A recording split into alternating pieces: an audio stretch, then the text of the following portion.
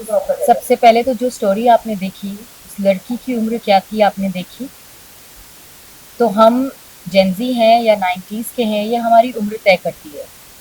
आपने जिनकी कहानी देखी वो 20 साल की होंगी शायद, 20-21 साल की लड़की है, तो वो इसी जनरेशन की है। वो लड़का जिसने इतना बुरा बर्ताव किया उसके साथ, वो इसी जनरेशन का है, 25 साल का होगा। क्योंकि हमें ऐसा लगता है कि हम ऐसे नहीं हैं या हमारे आसपास जो लोग हैं उनके जीवन में ऐसा नहीं हो रहा, तो शायद ऐसा अब होता नहीं है। अगर ऐसा होता तो ये लोग हमारे मंच पर, हमारे घर पर आकर हमसे ये बातें नहीं कर रहे होते, इन सब से नहीं गुजर रहे होते। अब भी शायद हमें पता ही नहीं है कि कितनी तादाद में ये अब भी हो रहा है। इसीलिए जब मैं आपसे बात कर रही थी और जो डेटा मैंने बताया, वो डेटा अब का है। We are not talking about data जो आज से 20 साल पुराना था। हम आपको अपडेटेड डेटा बता रहे हैं। तो इसका मतलब कि ये सब कुछ आज भी उतना ही हो रहा है जितना पहले हो रहा था। हो सकता है महानगर में शायद उतना ज्यादा ना हो रहा हो, थोड़ा कम हो रहा हो, लेकिन फिर भी हम हर एक घर में नहीं जाकर देख रहे कि क्या होगा। और इसीलिए ये कहानी हर घर की है, क्योंकि दरवाजा बंद करके घर के अंदर क्या हो रहा है, ये घर के अंदर ही खुदा रह जाता है।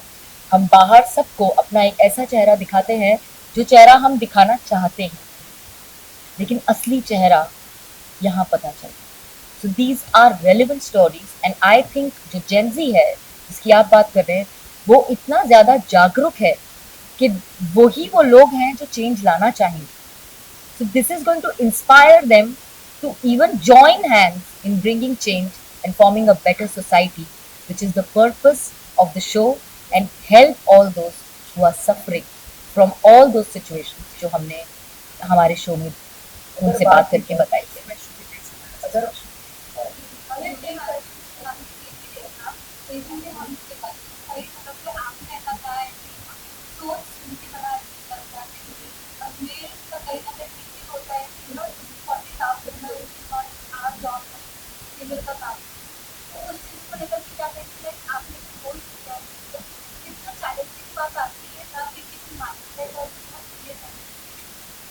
सबसे पहले तो जो ये बीड़ा उठाया है यही एक चैलेंज है अपने आप में, और ये पूरा शो एक पर्पस के साथ साथ चैलेंजिंग पर्पस है, क्योंकि ये सच है कि माइंडसेट चेंज करना आसान नहीं, और पेट्रियार्की को चेंज करना तो वैसे भी आसान नहीं है, क्योंकि जनरेशन से चला आ रहा है।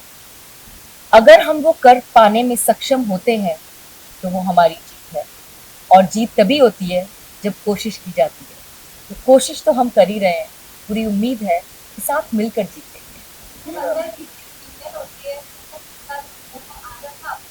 अंदर की दुर्गा जाग उठती है।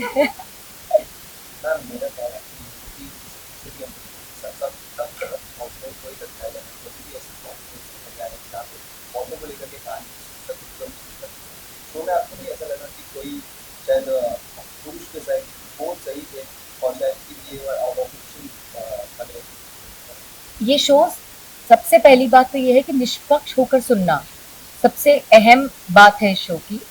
और जो सही है वो सही है, जो सही नहीं है, अगर वो औरत है या मर्द है उस पर डिपेंड नहीं करता है।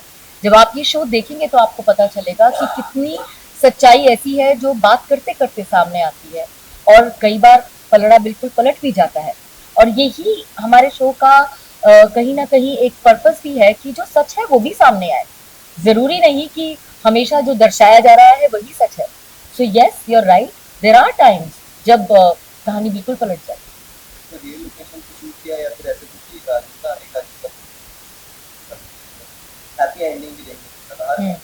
हर तरीके के एंडिंग।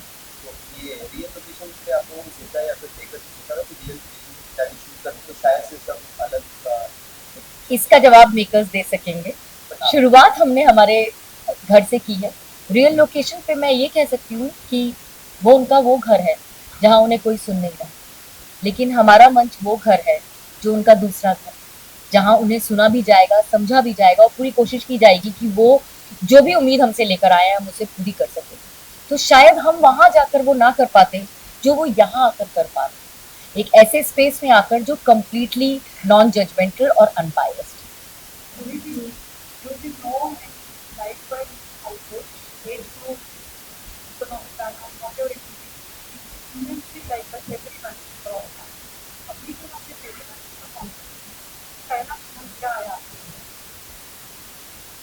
कहते हैं ना मैनिफेस्टेशन, जब आप किसी चीज को दिल से चाहो, शिद्दत से चाहो, तो कायनात उसे आपकी गोद में लाकर दे ही देती है। ये शो मेरा मैनिफेस्टेशन है, ये शो मेरा पर्पस था।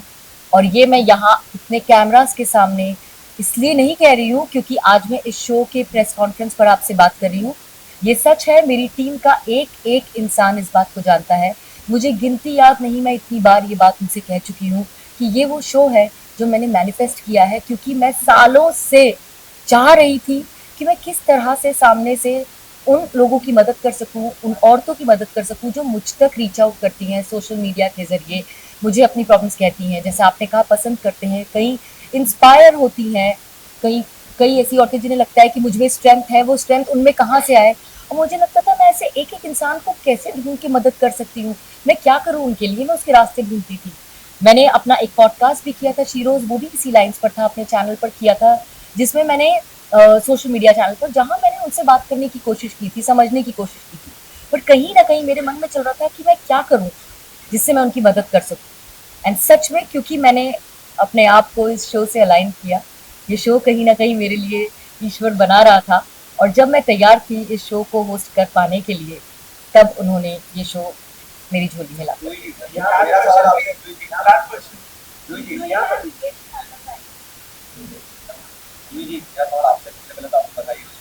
Thank you. जहाँ डॉगी के लिए बच्चे के सामने से जिंदा जला दिया गया, और तो कहीं ना कहीं ये रियलिटी तो है। लेकिन आपको नहीं लग रहा कहीं ना कहीं हमारी जुडिशरी पुलिस ये फेल हो रही है, तभी औरतों को आके ऐसे सूचना आके अपनी बात जब करने बतानी पड़ती है? यहाँ मैं सिर्फ इतना कहूंगी कि जो लोग अपने घरों में इससे गुजर रहे हैं, शायद वो घरों से बाहर निकलने की भी हिम्मत नहीं कर पा रहे, तो वहां तक बात पहुंच ही नहीं रही है जहां उनके लिए स्टैंड लिया जा सके। ये पहली हिम्मत है उनकी कि वो हमारे घर आकर, हमारे शो में आकर हमसे बात कर पा रहे हैं। हिम्मत दिखाना आज शुरू किया है। जब तक वो कहीं जाकर सही मायने में अपनी शिकायत बताएंगे नहीं जहां उनकी मदद हो सकती है, तब तक उनकी मदद हो ही नहीं पा रही है। तो ये कहने की हिम्मत ही दे पाना हमारा पर्पस है। पर जहाँ शिकायत हो भी रही है, वहाँ क्या आपको लग रहा है कि जितनी सुनवाई उनकी होनी चाहिए, जितनी कार्रवाई सरकार को करनी चाहिए, कोर्ट को करनी चाहिए, वो हो रही है कि नहीं? क्योंकि मैं वहां मौजूद नहीं, और क्योंकि मुझे नहीं पता कि उन्होंने वहां जाकर क्या बताया और सामने वाले ने क्या एक्शन लिया, मैं अगर उस पर कमेंट करूंगी तो मैं बायस्ड हो जाऊंगी। और मेरा सबसे पहला धर्म है अनबायस्ड रहना इस शो के लिए।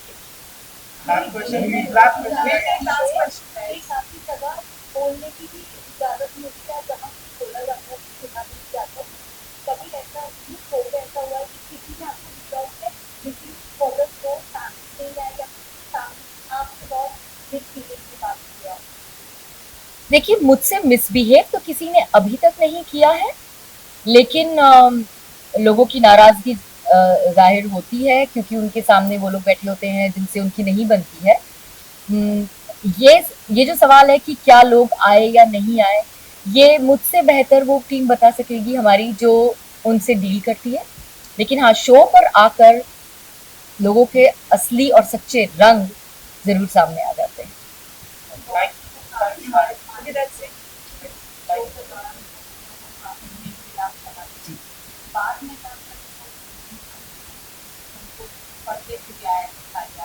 इसीलिए हमारी कोशिश ये है कि हम जड़ तक जाएं, उन्हें समझें, और जो हम बार बार कह रहे हैं बात जरूरी है। अगर आप सतह पर रहकर कोई भी चीज करेंगे, बदलाव नहीं आएगा। बदलाव तभी आएगा जब आप सामने वाले को ये रियलाइज करवाएंगे कि वो जो कर रहे हैं वो गलत है, या वो सामने वाले को कितनी तकलीफ दे रहा है। जिस दिन हम में सेल्फ रियलाइजेशन होगा, उस दिन बदलाव लाने के लिए हमें उनसे नहीं कहना पड़ेगा। जब वो रियलाइज करके जाते हैं वहां से, तो इसकी हम उम्मीद भी करते हैं, और कहीं ना कहीं हमें विश्वास होता है कि जब वो वापस जाएंगे ना, तो उनके दिल में वो बदलाव का अंकुर तो हमने कहीं ना कहीं कहते हैं ना, उसका एक सीड बो दिया है, और वो आगे जाकर असर दिखाएगा ही, इसका हमें पूरा विश्वास है।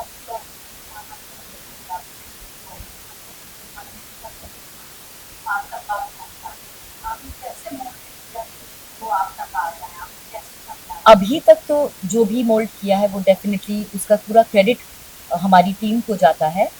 और इसके आगे मैं उम्मीद कर सकती हूँ कि ये जब शो औरतें देखेंगी और उन्हें नज़र आएगा कि किस तरह से उन्हें समझा जा रहा है, वो खुद सामने से आएंगी। और जैसा मैंने आपसे कहा कि जब से हमने ये हमारा हेल्पलाइन नंबर स्टार्ट किया है, कॉल्स लगातार आ रहे हैं।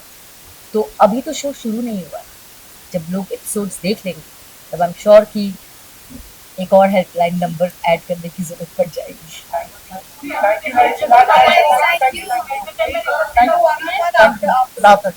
एक बात मैं उन लोगों की बात करना चाहूँ अब वो कहानी में इंसान के बारे में वैसे बात नहीं हो रहा है लेकिन वो लोग जिनकी मृत्यु हो गई अपनी जान गंवा दी उसी कैसे मतलब देखा जाएगा और उनके लिए इंसान क्या सबसे पहले तो ये इतना दुखद है कि ऐसा हो गया है उनके साथ। अनफॉर्चुनेटली जो हो चुका है हम उसे नहीं बदल सकते।